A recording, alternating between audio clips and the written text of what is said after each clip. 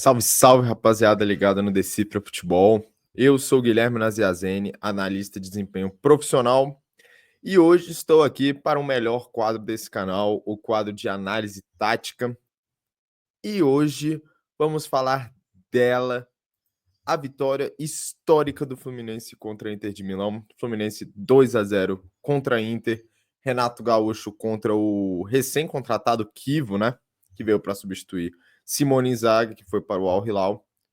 Ambos os técnicos aí já na imagem, e já fica aquela provocação, né? Renato Gaúcho ali na praia. E aí, precisa estudar mesmo? Pois é, rapaziada, esse jogo aí foi uma surpresa muito grande, né? Eu confesso que mesmo com a Inter de Milão numa transição de treinadores, num fim de ciclo mesmo, eu não esperava que a atuação do Fluminense fosse tão, estrategicamente pelo menos, né, tão acima em relação à Inter de Milão. Então vamos entender melhor como é que isso funcionou, sem mais delongas. Já vamos ao primeiro tópico aqui, que foi, acho que o principal tema do jogo, né? Como o Flu se defendeu, como o Fluminense marcou. E aí a gente já começa falando da escolha da formação, né? Que, assim como eu destaquei aqui, ó, formação espelhada, e é exatamente o que aconteceu, né? A Inter de Milão, ela joga nesse 5-3-2, né? Ou 3-5-2, como você preferir chamar. E o Fluminense espelhou essa formação, né? Abandonou o 4-1-4-1, que usou contra o Borussia Dortmund, ou o 4-2-3-1, que foi usado nos outros jogos, e adotou a mesma marcação, né, num 5-3-2. E por que isso? Justamente para você ter esses encaixes no meio-campo aqui, ó. Você já vê o Facundo Bernal, ele perseguia mais o Barella, principalmente quando o Barella ele vinha mais ao campo de ataque. Já já vou entrar em mais detalhes sobre isso.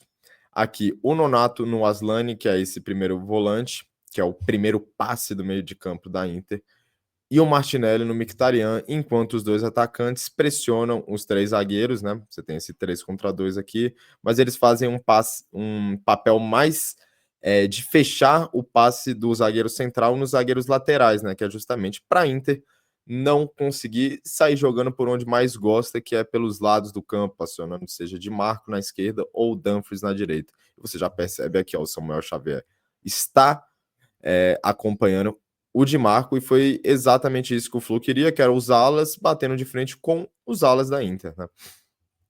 Então você percebe os encaixes individuais no meio de campo, a Inter tem uma superioridade numérica aqui na primeira linha, mas pouco importa essa superioridade. E aqui a gente já entra na próxima questão dessa marcação, que até durou pouco, mas eu achei interessante, né? Porque era justamente esse gatilho de pressão que o Fluminense tinha. Porque você tinha aqui, ó, a linha de 3 da Inter, na base, o De Vrij, que era o zagueiro central, faz esse passe para o Aslani. Quem marcava o Aslani? Justamente o Nonato. Ele diminui aqui, força o recuo de bola até o Sommer, e aí que é o gatilho da pressão. A bola entrou no meio, os jogadores rapidamente pressionam o portador da bola, fazem com que ele recue a bola, e rapidamente os homens de frente sobem para sufocar o goleiro e forçar um chutão, né? Que aí que aí entra num tópico que a gente também vai entrar mais para frente, que é forçar essas rebatidas para frente para os zagueiros do Fluminense, que eram fortes, altos e estavam em superioridade em relação ao número de atacantes da Inter, né? Vencerem essa bola pelo alto. E aí, um detalhe importante dessa marcação era justamente o posicionamento do Bernal, né? Porque enquanto Martinelli, eu vou voltar aqui para vocês verem, né? Como aqui, ó, nessa situação, o Mkhitaryan ele tá mais baixo, e mesmo assim o Martinelli ele abandona esse posicionamento aqui para ir subir essa marcação no Mkhitaryan. Só que no caso do Bernal, isso era um pouco diferente, porque ele era o responsável por marcar o Barella, e quando o Barella descia para apoiar nessa saída de bola, o Bernal não acompanhava ele. E por que que ele fazia isso? Justamente para você evitar que o Lautaro descesse para essa zona, né? Que caso o Bernal não estivesse aqui, ela estaria desprotegida, e ele poderia vir servir como esse segundo homem, né, para escorar uma bola para quem vem de frente, né? Você vê aqui, ó, nessa imagem, como é justamente aqui que ele se posiciona Mas por que que isso aqui poderia ter sido um problema maior ainda nesse jogo? Porque o Barella, obviamente, é o melhor jogador desse setor de meio campo da Inter. Na minha visão, essa temporada foi um dos 3 melhores meias do mundo, ou pelo menos entre os 5 ele tá, com certeza. Para mim foram Pedri, Vitinha e ele. E ele é o cara, né, que tem essa altivez, né, para conseguir ditar o ritmo do jogo e encontrar esses passes mais perigosos. Você vê aqui o que acontece. Ele recua para receber essa bola numa zona fora da pressão que o Fluminense fazia. O Bernal, ele não sai do seu posicionamento para ir marcar ele. Ele tem uma bola descoberta. E eu sempre falo aqui de bola descoberta, e se você não sabe o que é basicamente uma bola sem marcação. Então o Barella, com ela aqui, com muito espaço para levantar a cabeça, identificar qual é o melhor passe e executá-lo. E aqui em cima, o Di Marco se projetando nas costas da defesa para receber essa bola. Esse foi um lance logo no início do jogo, foi uma finalização defendida pelo Fábio, né? Uma ótima chance que a Inter criou. E eu até achei que faz sentido total esse posicionamento aqui do Bernal, justamente para você manter a linha defensiva formada, sem que um desses zagueiros tenha que subir muito para fazer um combate. Mas aí é aquele negócio, né? Futebol é cobertor curto. Você optou por proteger esse espaço, e um time do nível da Inter de Milão, ele vai ter armas para te machucar de outras maneiras. E nesse caso aqui era justamente o recuo do Barella para ter essa bola descoberta e fazer um lançamento. Só que se nos outros casos ali a gente falava mais de um bloco médio, né? Que eu vou botar até aqui para vocês verem como essa marcação do Fluminense ela não é num bloco alto, né? Tipo, o Fluminense não marcava alto desde a saída de bola da Inter de Milão. Você vê que é um bloco médio aqui, ó. Você vê aonde está o jogador mais avançado do Flu, que é o Germancano nesse caso, é justamente um posicionamento médio, né? A famosa meia pressão, né? Digamos assim. E o que acontecia quando o Flu estava em defesa de bloco baixo, que é quando o seu adversário está postado no campo de ataque, né? Ele monta suas linhas para atacar e você monta suas linhas para defender dentro do seu campo, né? E aí você já tem aqui, ó, quando o Barella pisava no campo de ataque, era justamente o Bernal que fazia essa marcação nele, né? Ficava mais próximo. Então, quem acompanha o Lautaro nessas descidas, ou o Thuram, né? Que gosta muito de fazer essa descida para receber a bola no pivô, são justamente os zagueiros laterais do Fluminense, Freitas e, nesse caso aqui, o Ignacio, que teve uma partida espetacular. Já vou trazer umas estatísticas dele aqui, mas já adiantando que a partida dele e dos outros 2 zagueiros foi excelente, mas assim, o Ignacio, na minha opinião, foi o melhor em campo, assim, impecável a partida dele. Aí você vê aqui, ó, o Di Marco com a bola, essa bola vai girar aqui, né, pelo corredor esquerdo, vai entrar aqui no Lautaro, e você vê, ó, que o Ignacio que estava aqui, sai desse posicionamento, avança para fazer essa perseguição ao Lautaro e não deixar ele girar, não deixar ele ter paz, né? Você ser muito combativo a, a esses. Combativo e agressivo, né? Esses atacantes da Inter é um tema importante também, porque são jogadores que têm muita qualidade nesse passe de primeira, né? Nessa escorada e força física para sustentar os zagueiros. Então, quando isso não dava certo, né, essa questão do zagueiro lateral saltar para fazer a marcação de um dos atacantes que desce para fazer o pivô,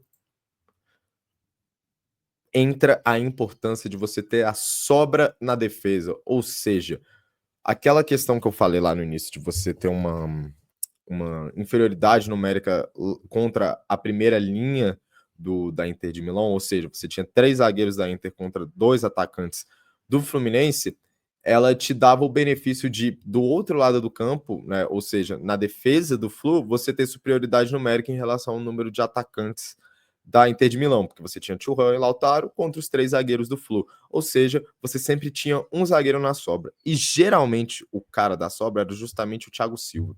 E eu achei que foi uma escolha muito inteligente do Renato, porque o Freitas e o Ignacio, eles têm mais vigor físico que o Thiago Silva, principalmente pelo estágio de carreira que eles estão, né, de fazer esses deslocamentos maiores, né, de sair dessa linha mais baixa para subir, para pressionar, ainda ter o pique para voltar depois e fazer isso várias vezes durante o jogo. O Thiago Silva não, o Thiago Silva ele não tem mais a mesma velocidade, só que ele compensa com posicionamento e leitura, né? Leitura, antecipação, todas essas coisas o Thiago Silva te traz num nível de excelência absurdo. Então você tem esse exemplo aqui, ó, que é o Thuram, descendo para receber essa bola aqui no pivô, ele recebe, gira para cima do Freitas. O Freitas ele até chega um pouquinho atrasado nessa jogada e dá tempo para o Thuram girar para cima dele. Ele consegue vencer esse duelo. E aí, quem está aqui nessa última linha para fazer a cobertura, justamente o Thiago Silva, você já vê aqui, ó, que ele saiu desse posicionamento, subiu para dar o combate em cima do Thuram, evitando que ele pudesse conduzir essa bola até chegar perto da área ou achasse um passe, uma finalização, não sei. Então, era muito, muito importante você ter justamente essa cobertura defensiva aqui. Então, ponto para o Renato, cara, muito inteligente essa estratégia dele, porque esses dois atacantes da Inter são, muitas vezes, assim, a gente fala dessa Inter como pelo trabalho dos alas, né, pelo jogo, inversão de ala para ala, o Dumfries chegando no segundo pau para cabecear, o Di Marco com muita qualidade, né, no passe, no cruzamento, mas a gente esquece que, assim, a Inter cansou essa temporada de fazer gol só nesse jogo em dupla dos atacantes, então você não deixar eles no mano a mano era uma coisa muito, muito importante. E em relação a essa atuação dos zagueiros do Flu, eu trago aqui os números para mim dos dois melhores jogadores da partida junto com o Arias, que foram o Ignacio e o Thiago Silva, na minha opinião, né? Você tem aqui os números do Ignacio: 8 cortes, 3 interceptações, 6 desarmes. E desses 6 desarmes aqui, ó, foram fruto de 8 duelos pelo chão, ou seja, de 8 duelos que ele travou, ele perdeu apenas 2. Então, uma taxa de aproveitamento muito alta, acima de 50%, não só nos duelos pelo chão, mas também pelos duelos pelo alto. Disputou 7, venceu 4. Fez 3 faltas também, assim, em alguns cenários a falta sim era importante, né? Principalmente porque o Ignacio e o Freitas subiam para fazer essa marcação aos atacantes quando eles se desprendiam da linha defensiva do Flu. Então, muitas vezes você tinha que matar a jogada com uma falta, né? E do outro lado aqui, o Thiago Silva, né? Perfeito, né, cara? Assim, ele não travou a mesma quantidade de duelos que os outros dois zagueiros, justamente por ele ser o cara da cobertura, mas você percebe o quão preciso ele foi durante o jogo, né? Ele não abandonava o posicionamento dele para perder dividida. Foram 3 divididas que ele teve pelo chão e ele ganhou as 3, ó. 3 desarmes aqui, 7 cortes feitos, uma interceptação, partida de almanaque, cara, assim. O Thiago Silva dispensa comentários esse jogador, né? Na minha opinião, o segundo melhor zagueiro que eu já vi na minha vida. Só para mim, só tá atrás do Sérgio Ramos. E eu acho que a distância dele pro terceiro colocado é muito maior do que a distância do Thiago Silva para ele, do Sérgio Ramos para ele, perdão. Então, vamos seguir agora para uma adaptação que a Inter fez durante o jogo, né? Porque o gol sai muito rápido, né? O gol sai ali com 2, 3 minutinhos de jogo. E rapidamente a Inter já teve que dar uma resposta a essa marcação do Fluminense. E a resposta foi o quê? Olha aqui o Darmian. O que aconteceu nesse lance aqui? O Darmian e o Bastoni, é importante que vocês reparem, são os zagueiros laterais da Inter de Milão, que muitas vezes opta por essa variação de posicionamento, que o primeiro volante, que no caso é o Aslani, esse aqui, ele vai sair desse posicionamento, vai descer, se alinhar ao zagueiro central, liberando os dois zagueiros laterais para se projetarem justamente como laterais, enquanto os alas, né, de Marco e o Dumfries, que não aparecem nessa imagem, sobem para atacar praticamente como pontas, né? Então, como que você responde a isso, né? Porque, em tese, né, se o Fluminense mantivesse o posicionamento, estariam Arias e Cano aqui, marcando a primeira linha, e você teria muito espaço para esses dois jogadores receberem a bola, conduzirem, terem espaço para achar passes. Assim, o Bastoni e o Darmian são zagueiros, mas que já jogaram como lateral, eles têm essa capacidade de condução de bola. O Darmian de um pouquinho mais ataque ao espaço do que o Bastoni, mas o Bastoni com mais qualidade de passe e de condução progressiva, né? Então, como que o Fluminense respondeu, você já vê Arias e Germancano posicionados aqui, eles saem dessa primeira linha de marcação, dessa última linha de marcação do Fluminense, e marcam praticamente como pontas, né? Como atacantes abertos, meias abertos, como vocês preferirem, né? Já vê que eles vão baixando mais. Nessa imagem aqui vai ficar mais claro isso, né? Que é quando o Fluminense descia o bloco. E aqui, ó, você tem essa troca de posição, né? O Dumfries com o Darmian, só que a ideia é a mesma, né? Que é um zagueiro lateral se projetando aqui pelo lado. E aí você tem o Fluminense na sua marcação aqui no 5-2-3. O Arias não aparece na imagem, mas ele tá bem aqui. Mas principalmente o Germancano aqui nessa imagem. Quero que vocês percebam que ele sai daquele posicionamento avançado de marcação dessa primeira linha de 3 da Inter para marcar como um ponta, né? Você pode chamar esse 5-2-3 também de 5-4-1, né? Tanto faz, na minha visão, né? Mas essa foi uma adaptação do Fluminense que foi muito, muito inteligente. E foi uma resposta muito rápida, porque nesse nível de enfrentamento, né, contra times do nível de uma Inter de Milão, você tem que estar muito atento a essas adaptações também, porque geralmente esses são times que tem a sua formação base, mas tem um plano A, B, C, D. Você tem muitas variações dentro do mesmo esquema, e a Inter é um time muito camaleônico, né?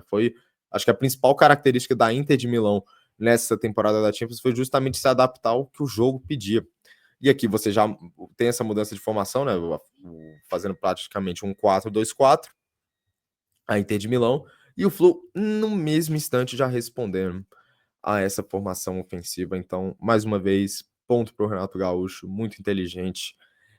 Provavelmente já tinha sido pensado, então estudaram muito bem a Inter de Milão e as variações dela.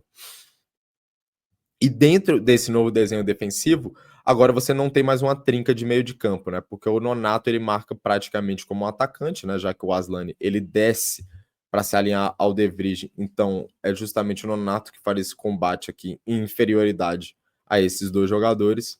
E isso quer dizer que agora você só tem dois meio-campistas nessa marcação, Facundo Bernal e o Martinelli.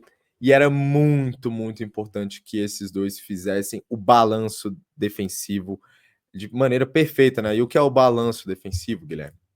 É justamente isso aqui, ó. A bola tá do lado direito. O que acontece com o bloco defensivo do Fluminense? O bloco do Fluminense tem que se movimentar para o lado que tá a bola, né? Em conjunto, porque senão, se um jogador vai, por exemplo, se o Bernal vai e o Martinelli fica aqui, você tem um espaço gigantesco aqui no meio de campo. E aí, olha quem tá aqui, ó, se movimentando para receber essa bola entre as linhas, justamente o Lautaro.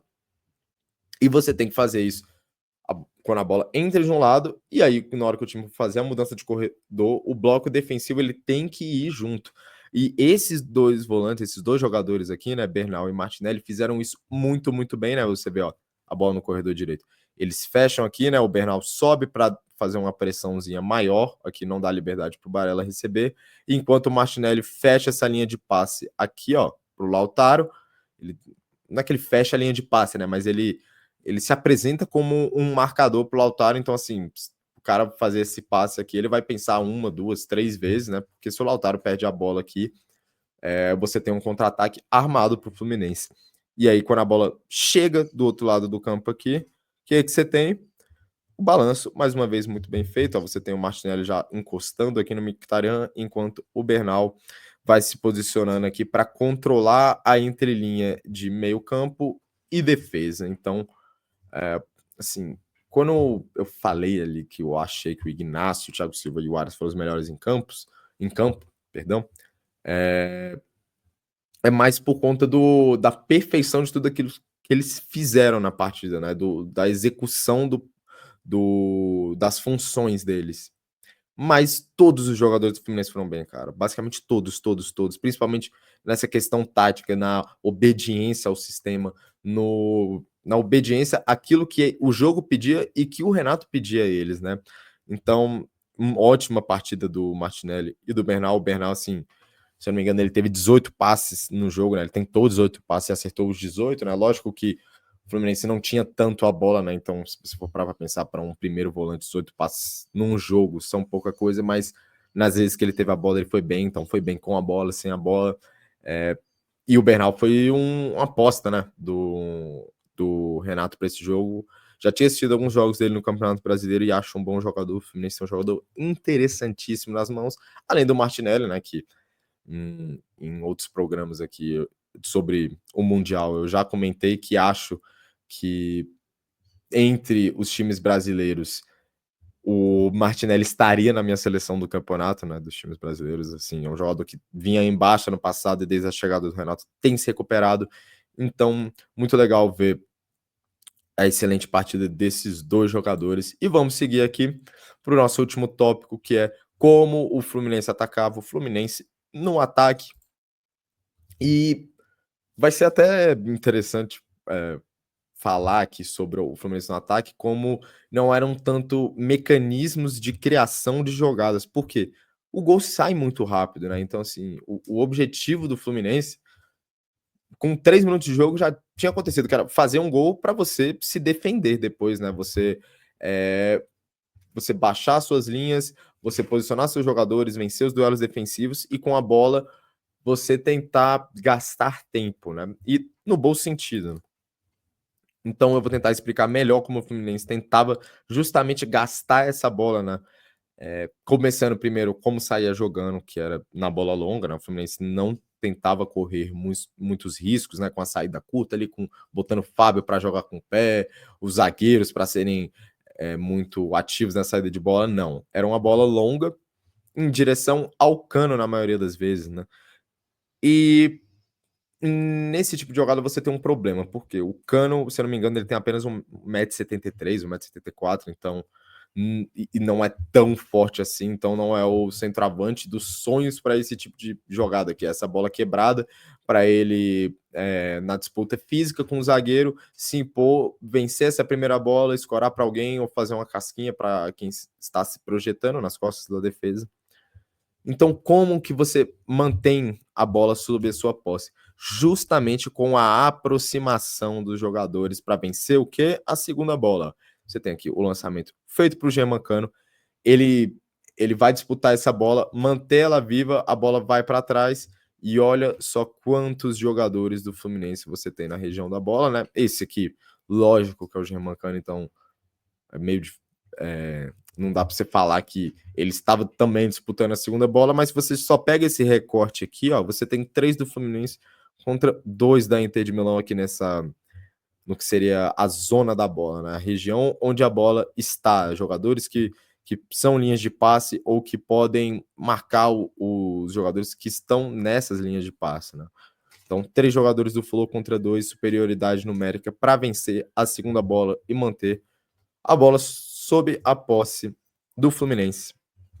E além disso, outra saída, mas aí era principalmente na transição ofensiva, né? Porque aquele outro exemplo que eu dei era saída em tiro de meta, né? Ali ou numa falta, enfim, saída de bola mesmo. Nesse caso aqui é mais em relação às transições ofensivas do Fluminense, que era quando o Fluminense recuperava a bola e aí aquele posicionamento do Cano que eu falei para vocês no início, que ele descia muito para ajudar na marcação, se fazia muito importante nessa transição, porque o Cano descia muito para justamente desafogar o time, né? Ele descia para fazer essa parede, fazer o pivô. Nesse lance aqui, ó, o Fluminense recupera a bola, é um passe errado, a bola cai no pé do Arias, e o Arias aqui rapidamente já acha o Cano, fazendo essa aproximação, e o Cano escora a bola aqui, para quem vem de trás, né, e já está de frente, ou seja, você facilita muito a vida dos seus jogadores de meio, dos seus jogadores de defesa, né, na hora de sair jogando, quando eles já recebem a bola de frente, né, não precisam receber de costas para ir girar, para dar sequência à jogada. Nesse caso aqui, eles scoram, eles já estão de frente, o Fluminense começa a sua organização ofensiva. E dentro dessa organização ofensiva, tá aqui o principal jogador do Fluminense com a bola nessa partida e, na minha humilde opinião, o melhor jogador do Mundial de Clubes até aqui, o jogador mais influente em uma equipe. Até então, o Arias está fazendo um Mundial espetacular, né? Lógico que não tem aqueles números espetaculares, se eu não me engano, é um gol e uma assistência e ambos no jogo contra o Hyundai, mas o impacto dele em jogo, né, é uma coisa que vai além dos números, dos gols, das assistências. É muito a ver com a maneira que ele faz o time funcionar. E aqui, ó, é o posicionamento do Fluminense com a bola, né? Você tem 3, 4, 1, 2 ou 3, 5, 2, como você preferir. Muitas vezes o Nonato descia um pouco até, então você pode falar que que é justamente esse 3-5-2, só que sem esse meia armador, meia atacante, né? Enfim.